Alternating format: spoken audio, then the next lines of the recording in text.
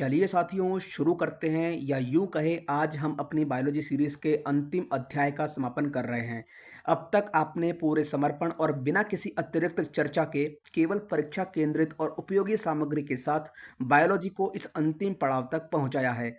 मैंने इस biology series की पूरी प्लेलिस्ट इस चैनल पर उपलब्ध करवाई हुई है जो आपकी रिवीजन में बेहद सहायक रहेगी। समय समय पर आप इस प्लेलिस्ट को जरूर देखें और परीक्षा के दृष्टिकोण से अपना आत्मविश्वास बढ़ाते रहें। यह बायोलॉजी सीरीज का अंतिम अध्याय है। इसके बाद हम फिजिक्स या केमिस्ट्री की शुरुआत करेंगे, पूरी तरह से मूलभूत स्तर से लेकर परीक्षा केंद्रित सामग्री तक, और हमेशा की तरह सीधे मुद्दे पर आधारित सामग्री के साथ। अगर आपको इस चैनल पर उपलब्ध सामग्री लाभकारी लगती है तो कृपया चैनल को सब्सक्राइब करें, हमें प्रोत्साहित करें। इससे हमें और अधिक प्रेरणा मिलेगी ताकि हम आगामी विषयों और प्रीवियस ईयर क्वेश्चंस को और बेहतर तरीके से इस प्लेटफॉर्म पर ला सकें। हमारा उद्देश्य है आपके कीमती समय को बचाते हुए आपकी आगामी परीक्षाओं के लिए अधिक से अधिक मददगार बनना। तो चलिए आज के बायोलॉजी सीरीज के अंतिम अध्याय की शुरुआत करते हैं। तो आज का जो लेक्चर है वो है न्यूट्रिएंट्स, यानी कि पोषक तत्व। इस चैनल में हम प्रीवियस लेक्चर की तरह ही टू द पॉइंट कंटेंट के साथ चर्चा करेंगे और सभी कॉम्पिटिटिव एग्जाम्स में जो भी क्वेश्चंस फ्रेम किए जाते हैं उन सभी टॉपिक्स के बारे में वन बाय वन डिस्कस करेंगे। तो चलिए शुरू करते हैं फर्स्ट टॉपिक के साथ, न्यूट्रिएंट्स। न्यूट्रिएंट्स में हम देखते हैं कि इसे दो तरीके से कैटेगराइज किया गया है। कौन कौन से? ऑटोट्रॉफिक और हेट्रोट्रॉफिक। ऑटोट्रॉफिक का मतलब होता है स्वपोषी और हेट्रोट्रॉफिक का मतलब होता है परपोषी। ऑटोट्रॉफिक न्यूट्रिएंट्स की बात करें यानी कि स्वपोषी पोषण की बात करें तो वे जीव जो खुद अपना भोजन फोटोसिंथेसिस या केमिकल रिएक्शंस के माध्यम से बनाते हैं, तो ऐसे ऑटोट्रॉफिक पोषण कहलाते हैं। अगर हम देखें तो ये कौन कौन से जीव होते हैं, तो ये कुछ पौधे हो सकते हैं, शैवाल हो सकते हैं और कुछ बैक्टीरिया में यह पाया जाता है। इनकी जो प्रक्रिया है वो फोटोसिंथेसिस और केमिकल रिएक्शन के माध्यम से होती है। फोटोसिंथेसिस में क्या होता है कि प्रकाश संश्लेषण में सूर्य के प्रकाश, जल और कार्बन डाइऑक्साइड को उपयोग करके ये भोजन का निर्माण करते हैं। ठीक है, भोजन का निर्माण करते हैं। ठीक है, स्वपोषी में। और अगर हम बात करें केमियोसिंथेसिस की यानी कि रासायनिक संश्लेषण की, तो यह रासायनिक पदार्थों की मदद से भोजन को बनाते हैं। उदाहरण के तौर पर देख सकते हैं हम हरा पौधा, नीला हरा शैवाल जिसे हम साइनोबैक्टीरिया भी कहते हैं, ठीक है, ये इसके एग्जाम्पल हो जाते हैं। यहाँ पर आप देख सकते हैं कि ग्रीन प्लांट्स और फाइटोप्लैंक्टन ये इसके स्वपोषी के उदाहरण हैं। फिर बात करते हैं इसके हेटरोट्रॉफिक की। हाँ, एक और महत्वपूर्ण बात यह है कि ये जीव जो ऑटोट्रॉफिक में आते हैं, ये जीव एक तरीके से प्राथमिक उत्पादक होते हैं, यानी कि प्राइमरी प्रोडक्ट्स होते हैं। ठीक है, प्राइमरी प्रोडक्ट्स होते हैं फूड चेन के हिसाब से देखा जाए तो। अब बात करते हैं हेट्रोट्रॉफिक पोषण की, हेट्रोट्रॉफिक न्यूट्रिएंट्स की, यानी कि परपोषी। वे जीव जो अपना भोजन स्वयं नहीं बना सकते और अन्य जीवों पर निर्भर रहते हैं, तो इसे हेट्रोट्रॉफिक पोषण कहते हैं। अगर हम बात करें तो मनुष्य, जानवर, फंगस और अधिकांश बैक्टीरिया में ये पाए जाते हैं। और अगर इनके प्रकार की बात करें तो ये दो टाइप के होते हैं। कौन कौन से? सेप्रोफाइटिक और पैरासाइटिक। सेप्रोफाइटिक की बात करें तो ये सड़े गले और मृत पदार्थों के ऊपर निर्भर रहते हैं, यानी कि ये सड़े गले पदार्थों से पोषण लेते हैं। उदाहरण के तौर पर फंगस और यीस्ट ये इसके एग्जाम्पल्स हैं। परजीवी की बात करें यानी पैरासाइटिक की बात करें तो ये किसी जीव के शरीर पर या भीतर रह करके पोषण को लेते हैं। कौन से? परजीवी। ठीक है, अगर हम एग्जाम्पल की बात करें तो लाइस यानी कि जूं, अमरबेल, कुकुरमुत्ता के प्लाज्मोडियम और नेमाटोड्स, ये सब जो भी हैं ये पैरासाइटिक में आते हैं। अन्य उदाहरण की बात करें तो मानव, डॉग, अमीबा ये एक ऐसे हैं जिन्हें हम होलोक्साइक भी कह सकते हैं। क्या कह सकते हैं? होलोक्सोइक, होलोक होलोजोइक। ठीक है, तो ये ठोस भोजन को पचा करके अपने भोजन के उसके ऊपर डिपेंड रहते हैं। ठीक है, जहां इनको भोजन के ऊपर किसी और के ऊपर डिपेंड रहना पड़ता है। ठीक है, अब बात करते हैं नेक्स्ट। हाँ, अगर इनकी बात करें विशेषताओं की तो एक तरीके से ये कंज्यूमर की भूमिका निभाते हैं। कौन? परपोषी यानी हेटेरोट्रॉफिक जो हैं ये कंज्यूमर की भूमिका निभाते हैं। ठीक है। अब बात करते हैं पोषक तत्वों में विभाजन। इनको पोषक तत्व को मुख्यतः दो तरीके से विभाजित किया गया है। कौन कौन से? माइक्रोन्यूट्रिएंट्स और मैक्रोन्यूट्रिएंट्स। माइक्रोन्यूट्रिएंट्स को बोलते हैं हम सूक्ष्म पोषक पोषक तत्व और मैक्रोन्यूट्रिएंट्स को बोलते हैं सामान्य पोषक तत्व। बात करें सूक्ष्म पोषक तत्व की यानी कि माइक्रोन्यूट्रिएंट्स की, तो माइक्रोन्यूट्रिएंट्स में वे पोषक तत्व बहुत कम मात्रा में आवश्यक होते हैं। कौन? माइक्रोन्यूट्रिएंट्स। हिंदी में इनका नाम है क्या? सूक्ष्म पोषक तत्व। क्या? सूक्ष्म पोषक तत्व। ये क्या है? Micro nutrients. ये पोषक तत्व बहुत कम मात्रा में आवश्यक होते हैं लेकिन शरीर की वृद्धि और विकास में महत्वपूर्ण भूमिका निभाते हैं। एग्जाम्पल के तौर पर देखा जाए तो विटामिन और मिनरल्स इसमें आते हैं। विटामिन में A B C D E और के, ये विटामिन्स हैं जो कि माइक्रोन्यूट्रिएंट्स में आते हैं। मिनरल्स की बात करें तो आयरन, जिंक, आयोडीन, कॉपर, ये सब जो हैं ये माइक्रोन्यूट्रिएंट्स में आते हैं। यानी कि इनकी जो है आवश्यकता बहुत कम मात्रा में होती है लेकिन ये शरीर की वृद्धि और विकास में बहुत इंपॉर्टेंट भूमिका निभाते हैं। अगर हम इनकी बात बात करें भूमिका की, तो रोग प्रतिरोधक क्षमता को बढ़ाने में ये मददगार होते हैं। यानी कि इनके हिसाब से इम्यूनिटी सिस्टम डेवलप होता है हमारी बॉडी में और एंजाइम और हार्मोन के निर्माण में ये हेल्पफुल होते हैं। कौन? माइक्रोन्यूट्रिएंट्स। अब बात करें मैक्रोन्यूट्रिएंट्स की। किनकी बात करें? अगर हम माइक्रोन्यूट्रिएंट्स की बात की हमने, अब बात करें मैक्रोन्यूट्रिएंट्स यानी कि सामान्य पोषक तत्व। ये पोषक तत्व बड़ी मात्रा में आवश्यक होते हैं और शरीर को ऊर्जा प्रदान करते हैं। अगर बात करें इसके उदाहरण की, तो कार्बोहाइड्रेट, प्रोटीन, वसा यानी कि फैट, वाटर और अन्य खनिज यानी कि जैसे कैल्शियम, फास्फोरस, ये सब जो हैं ये मैक्रोन्यूट्रिएंट्स में आते हैं। क्यों? क्योंकि ये पोषक तत्व बड़ी मात्रा में नीड होती है इनको बॉडी में, जो कि हमारे शरीर को एनर्जी प्रोवाइड करने का कार्य करती है। ठीक है। और अगर हम इनकी भूमिका की बात करें तो यह शरीर को ऊर्जा देते हैं, मांसपेशियों और ऊतकों का निर्माण करते हैं। किनका निर्माण करते हैं? ये मसल्स और टिश्यूज का फॉर्मेशन करने के कार्य करते हैं। शरीर के कार्यों को सुचारू रूप से चलाने का भी कार्य इनका ही होता है। ठीक है। अगर बात करें मुख्य अंतर की, तो सूक्ष्म पोषक तत्व यानी कि माइक्रोन्यूट्रिएंट्स और मैक्रोन्यूट्रिएंट्स की, तो माइक्रोन्यूट्रिएंट जो है ये कम मात्रा में चाहिए और मैक्रोन्यूट्रिएंट्स जो है ये बड़ी मात्रा में चाहिए। और लेकिन महत्व की बात करें इंपॉर्टेंस की, तो दोनों प्रकार के पोषक तत्व शरीर के सुचारू कार्य करने के लिए ही अनिवार्य होते हैं। ठीक है। तो चलिए देख लेते हैं हमने कि क्या नोट्स में हमने लिखा हुआ है। तो आप देख सकते हैं यहाँ पे माइक्रोन्यूट्रिएंट्स की हमने बात की थी, तो इसमें आता है मिनरल्स। मिनरल्स की बात करें तो जैसे कैल्शियम, आयोडीन और आयरन। कैल्शियम की बात करें तो यह इसकी कमी से हड्डी और दांतों की समस्या हो सकती है। ठीक है। आयोडीन की बात करें तो आयोडीन की कमी से गोइटर रोग हो सकता है यानी कि घेंगा रोग हो सकता है। आयरन की बात करें तो इसकी कमी से एनीमिया रोग होता है। ठीक है। क्या बात की हमने? अगर टू द पॉइंट देखें तो कैल्शियम जो है वो दांतों की समस्या और हड्डी के लिए रिस्पॉन्सिबल होता है। आयोडीन जो है वो गॉइटर यानी घेंगा रोग के लिए रिस्पॉन्सिबल होता है और आयरन है एनीमिया के लिए रिस्पॉन्सिबल होता है। एनीमिया के लिए रिस्पॉन्सिबल होता है कौन? आयरन।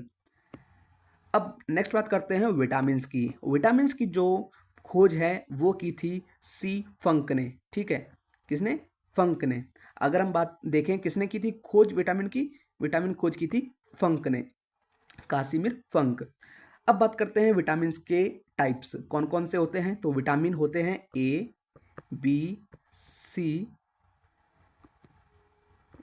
सी डी और ई एंड फिर के।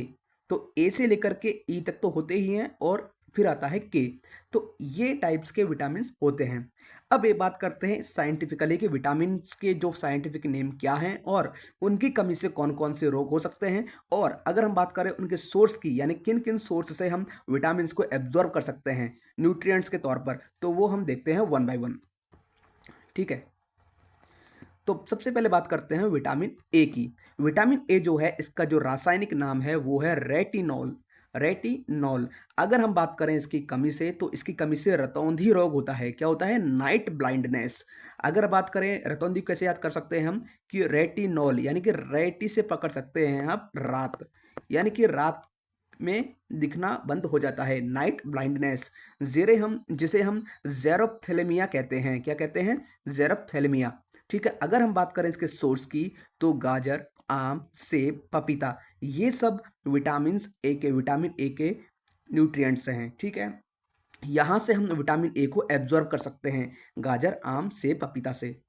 नेक्स्ट बात करते हैं विटामिन बी। विटामिन बी जो है वो कॉम्प्लेक्स टाइप का विटामिन है और इसमें कई प्रकार के विटामिन होते हैं। कौन कौन से? Vitamin B 1, vitamin B 2, vitamin B 3, vitamin B 5, vitamin B 6, vitamin B 7 और बी 9, विटामिन बी 9 और बी 11 और विटामिन बी 12। हम कह सकते हैं कि विटामिन बी 1 को थायमीन से रिप्रेजेंट करते हैं, यानी कि थायमीन विटामिन बी 1 का रासायनिक नाम है और इसकी कमी से बेरी बेरी रोग होता है। एग्जाम में आपको इन विटामिन्स के सबसे ज़्यादा जो क्वेश्चंस पुटअप किए जाते हैं वो इनके केमिकल नेम हैं। यानी विटामिन बी 1 को क्या कहते हैं? थायमीन। विटामिन बी 2 का जो नेम है वो है राइबोफ्लिन।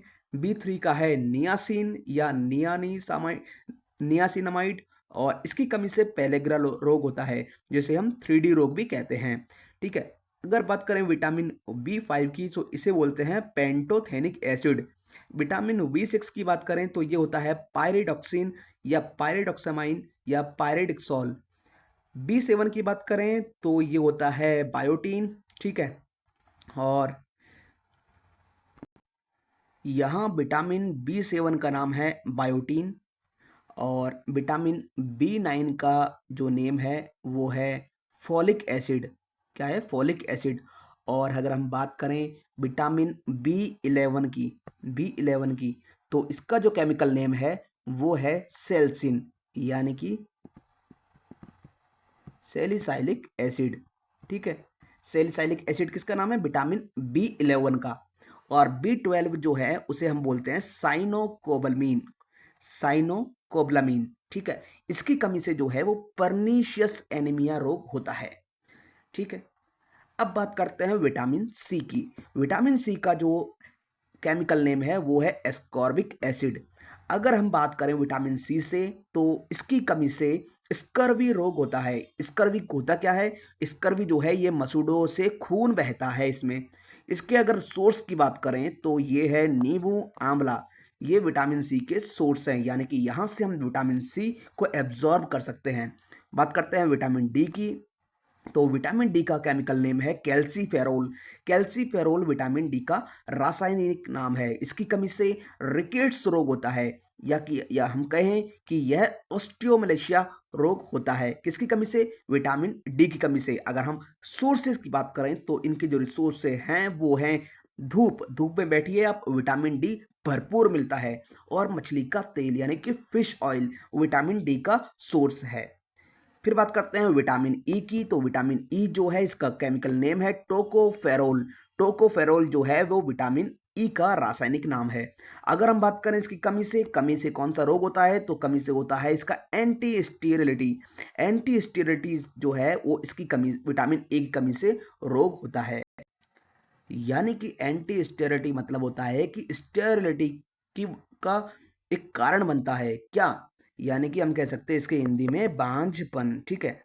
तो ये इसका कारण बनता है। ठीक। अब बात करते हैं जो कि इसका सोर्स की बात करें तो यह अंकुरित अनाज से विटामिन ई भरपूर मिलता है। ठीक है।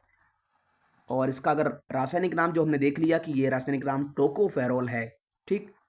और अगर हम विटामिन ए को भरपूर मात्रा में लेते हैं तो यह प्रजनन क्षमता यानी कि रिप्रोडक्शन कैपेसिटी को बढ़ाने में, उसको एनहेंस करने में मददगार साबित होता है। विटामिन के की बात करें, विटामिन के का जो केमिकल नेम है वो फाइलोक्विनोन है। फाइलोक्विनोन, यह इसकी कमी से रक्त का थक्का नहीं बनता है। ठीक है। अब बात करें विटामिन्स के प्रकार। अगर बात करें विटामिन्स के प्रकार की, तो इसके दो टाइप होते हैं। कौन कौन से? एक तो होता है वाटर सॉल्युबल जो कि जल में घुलनशील होता है, और एक होता है फैट सॉल्युबल जो कि वसा में घुलनशील होता है। वाटर सोल्यूबल की बात करें तो इसके 2 विटामिन्स हैं जो कि पानी में घुल जाते हैं। कौन-कौन से? बी और सी ऐसे विटामिन हैं जो कि पानी में घुल जाते हैं। और अगर हम बात करें फैट की यानी कि वसा में घुलनशील विटामिन्स की तो वो हैं ए, डी, ई और के। ये 4 विटामिन्स ऐसे हैं जो कि जिन्हें घुलने के लिए वसा की नीड होती है, फैट की आवश्यकता होती है। ठीक है। अब बात करते हैं मैक्रोन्यूट्रिएंट्स की। मैक्रोन्यूट्रिएंट्स के बारे में मैंने आपको बताया था कि ये सामान्य पोषक तत्व होते हैं और इनकी बड़ी मात्रा में आवश्यकता होती है जो कि शरीर को एनर्जी प्रोवाइड करने के लिए रेस्पॉन्सिबल होते हैं। एग्जाम्पल के तौर पर हमने देखा था कि protein, carbohydrate, fats, water, mineral, ये सब जो है ये मैक्रोन्यूट्रिएंट्स के उदाहरण हैं। बात करें प्रोटीन की तो प्रोटीन की जो मूल इकाई है वो है amino acid. Amino acid protein की मूल इकाई है। आवश्यक जो एमिनो एसिड हैं वो भोजन से हमें मिलते हैं, जैसे कि ल्यूसीन, हिस्टिडीन, लाइसिन, ट्रिप्टोफेन, ये सब जो हैं हमें भोजन से प्राप्त होते हैं। गैर आवश्यक अमीनो एसिड वे एमिनो एसिड जिनकी आवश्यकता नहीं होती है, वो शरीर के द्वारा फॉर्म किए जाते हैं, शरीर के द्वारा अपने आप ही ऑटोमेटिकली ही निर्मित होते हैं, ऑटोमेटिकली फॉर्म होते हैं, जैसे कि ग्लूटामिन, ग्लाइसिन, प्रोलाइन प्रोलाइन या आर्जिनिन। ये सब जो हैं, ये जो प्रोटीन्स हैं इनकी कोई आवश्यकता नहीं होती है लेकिन बॉडी इनको स्वतः ही निर्मित करती है। बात कर रहे हैं कार्बोहाइड्रेट्स की। मैक्रोन्यूट्रिएंट्स में कार्बोहाइड्रेट आता है और कार्बोहाइड्रेट की बात करें तो यह ग्लूकोज यानी कि शक्कर जो कि एनर्जी प्रदान करने के लिए रेस्पॉन्सिबल होता है। सबसे ज़्यादा जो कार्बोहाइड्रेट मिलता है वो एक तरीके से कार्बोहाइड्रेट किसके लिए रेस्पॉन्सिबल होता है? एनर्जी प्रोवाइड करने के लिए, जो कि ग्लूकोज के माध्यम से प्रदान किया जाता है। अगर बात करें हम इसके टाइप्स की तो ये सिंपल और कॉम्प्लेक्स 2 टाइप के होते हैं। सिंपल कार्बोहाइड्रेट जो है वो मोनोसैक्राइड्स यानी कि एक शर्करा का अणु होता है, जैसे ग्लूकोज, फ्रक्टोज, गैलेक्टोज। और कॉम्प्लेक्स कार्बोहाइड्रेट की बात करें तो ये भी 2 टाइप के होते हैं। कौन-कौन से? जिसमें डिसैक्राइड्स हो यानी कि 2 शर्करा अणु हो और पॉलीसैक्राइड्स यानी कि कई शर्करा अणु हो। बात करें जिनमें 2 शर्करा अणुओं की यानी कि डिसैक्राइड्स की तो ये हैं सुक्रोज, माल्टोज और लैक्टोज। ये सभी के सभी कार्बोहाइड्रेट्स के ही एग्जाम्पल्स हैं, ठीक है। और फिर बात करें पॉलीसैक्राइड्स की यानी कि जिसमें मल्टीपल हाँ, तो गाइस पॉलीसैकेराइड की बात करें तो कई शर्करा अणु होते हैं इसमें, जैसे कि ग्लाइकोजन, स्टार्च, सेल्यूलोज। ये सब जो हैं ये पॉलीसैकेराइड्स के एग्जाम्पल्स हैं, ठीक है। फिर कार्बोहाइड्रेट्स में ही आता है एक बेंडिक्ट टेस्ट। अगर किसी के बॉडी में कार्बोहाइड्रेट की कमी होती है तो उसमें शर्करा की उपस्थिति की जांच के लिए बेंडिक्ट टेस्ट होता है, ठीक है। अब बात करते हैं नेक्स्ट मैक्रोन्यूट्रिएंट्स की, जो कि है फैट यानी कि वसा। वसा की बात करें तो यह ऊर्जा का उच्च स्रोत है। इसको आप याद रखिए कि वसा का जो उच्च स्रोत है वो है जो ऊर्जा का उच्च स्रोत है वो है वसा। वसा शरीर में ऊर्जा को लंबे समय तक कलेक्ट करती है, ठीक है। फैट हमारे शरीर में एनर्जी को लॉन्ग टाइम तक कलेक्ट करे करते हुए रखती है, संग्रहित करती है, स्टोरेज करती है। संग्रहण का जो स्थान है यानी कि स्टोरेज जो प्लेस है इसका वो है फैट को शरीर के एडिपोज टिश्यूज। मैंने आपको बताया था टिश्यूज चैप्टर में कि जहाँ पर भी एडिपोज आ जाए तो वो फैट से रिलेट करते हैं, उसको वो होता है फैट, ठीक है। एडिपोज को हमने ऐसे याद किया था कि आधा पोज, कोई इंसान है उसका आधा ही पोज आ रहा है, क्यों? काफ़ी फैटी है। तो वसा को शरीर के एडिपोज टिश्यूज में संग्रहित किया जाता है। किस में किया जाता है? एडिपोज टिश्यूज में। किस में किया जाता है? वसा को एडिपोज टिश्यूज में संग्रहित किया जाता है। अब इसके टाइप्स की बात करते हैं तो ये 2 टाइप्स के होते हैं, सैचुरेटेड फैट और अनसैचुरेटेड फैट। सैचुरेटेड फैट जो है वो एकल बंध यानी कि सिंगल बॉन्ड वाले पाचन में कठिन होते, ये सिंगल बॉन्ड वाले होते हैं, ये पाचन में कठिन होते हैं, जैसे कि एनिमल फैट, ठीक है, ट्रांस फैट ये होते हैं सैचुरेटेड फैट यानी कि सैचुरेटेड वसा। अनसैचुरेटेड फैट की बात करें तो ये डबल और ट्रिपल बॉन्ड वाले होते हैं और पाचन में आसान होते हैं, ये आसानी से पच जाते हैं। ये जो वसा होती है, ये जो फैट होता है, ये आसानी से पच जाता है। आसानी से डाइजेस्ट हो जाता है। एग्जाम्पल के तौर पर देखें तो इसे वनस्पति का तेल और पौधों की जो वसा है, पौधों का वसा, ये होते हैं अनसैचुरेटेड फैट में। अब बात करते हैं वसा का पाचन। वसा का जो पाचन है वो दो तरीके से होता है। कौन कौन से? एक तो होता है बाइल जूस और एक होता है लाइपेज के माध्यम से। बाइल जूस के माध्यम से वसा का जो पाचन है वो ऐसे होता है कि यह वसा को छोटे छोटे कणों में तोड़ करके इमल्सिफाई करता है। कौन? Bile juice. ठीक है। और बात करें लाइपेज की, बाइल जूस के बारे में हमने पढ़ा था, ठीक है, अभी इससे जस्ट 2-3 लेक्चर, प्रीवियस लेक्चर पहले। और अगर हम बात करें लाइपेज की, तो लाइपेज जो है वो फैट को तोड़ करके फैटी एसिड में परिवर्तित करता है। ठीक है। बाइल बाइल जूस के बारे में हमने देखा कि यह जो पित्ताशय, जो पित्त की थैली है, वहां पर बाइल जूस होता है। ठीक है। और यह वसा को छोटे छोटे कणों में तोड़ करके उसका इमल्सिफिकेशन करता है। और लाइपेज की अगर बात करें तो लाइपेज जो है ये वसा को तोड़ करके फैटी एसिड में परिवर्तित करता है। साथियों, यहाँ तक बने रहने के लिए दिल से धन्यवाद। बायोलॉजी सीरीज को आपने जिस धैर्य और समर्पण के साथ पूरा किया वह काबिल तारीफ है। आत्मविश्वास बनाए रखें और अपने ज्ञान को और सुदृढ़ करने के लिए इस विषय की पूरी प्लेलिस्ट को समय समय पर जरूर रिवाइज करते रहें।